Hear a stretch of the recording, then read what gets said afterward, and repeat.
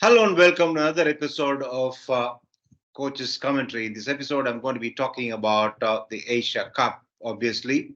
And as expected, Sri Lanka, Bangladesh, India, and Pakistan are qualified in the top four. Of course, Afghanistan gave Bangladesh and Sri Lanka a run for their money, but for a bit of a miscalculation and for that vital piece of information not given to the team management.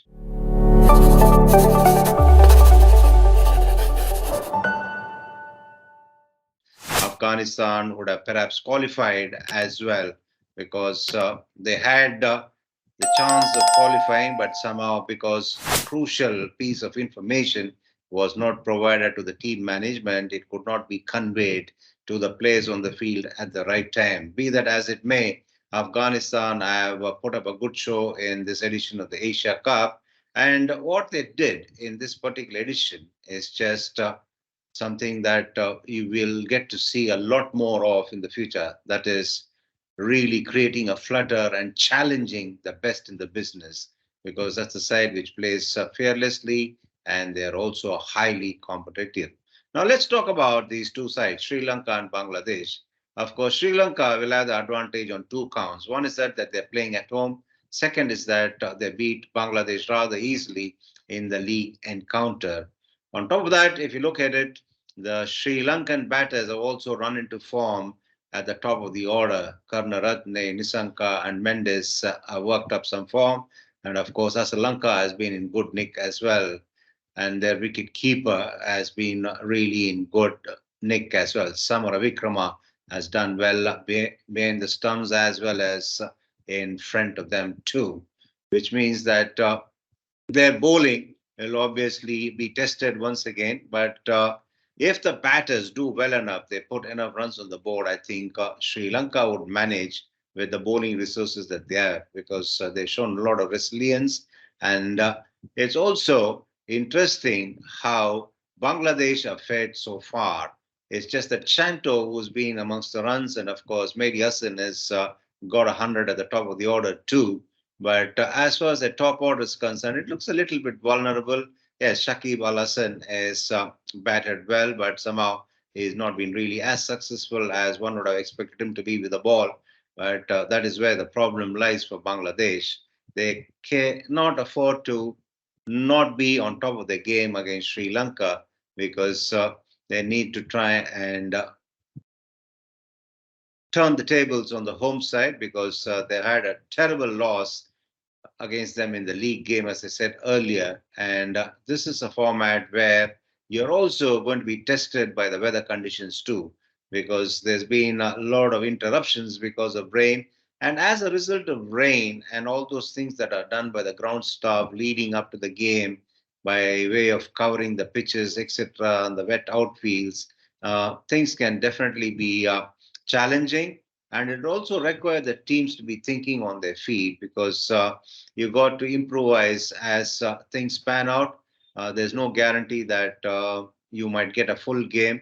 If it's a curtail game, you got to revise your strategy. You got to try and uh, revise the role allocation as well. So there are a lot of things that need to be looked into, and there cannot be any case of anybody faltering as far as tactics is concerned. We saw that happen with Afghanistan. Of course, Afghanistan had a coach from abroad who was highly experienced, who's played a lot of cricket, but still, it gives you a measure of how challenging things can be when you got to be constantly revising your plans, revising tactics.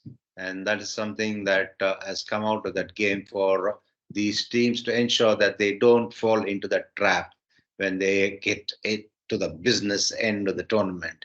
Now, it's interesting that the Asia Cup is happening now, but leading up to the Asia Cup, um, what happened is that the subcontinental countries had a lot to cheer about.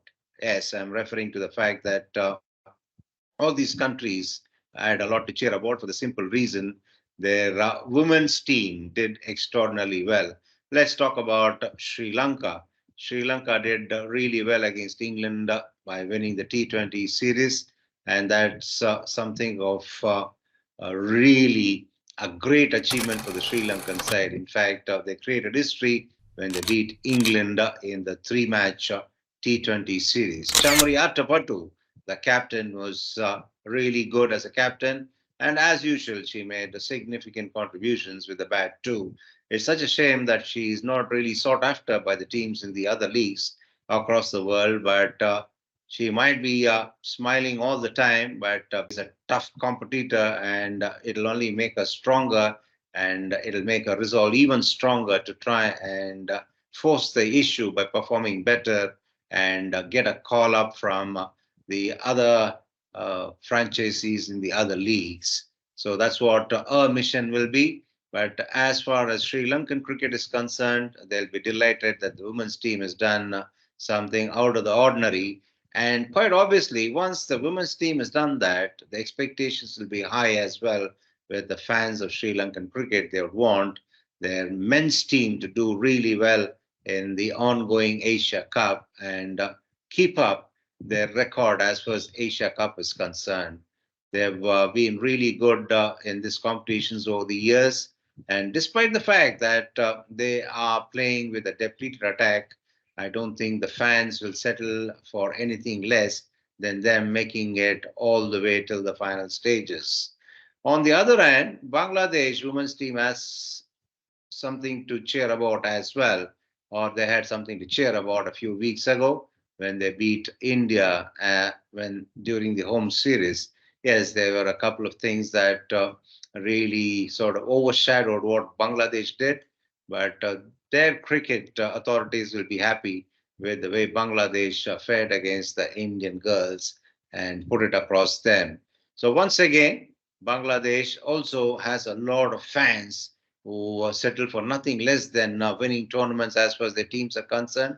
So after watching the women's team do well, they would be expecting the men's team also to really give out their best and try and see if they also can make the cut to the knockout stage. So there's a little bit of pressure for both the sides because their cricket has been doing really well in the recent past, not only the men's team but the women's team as well.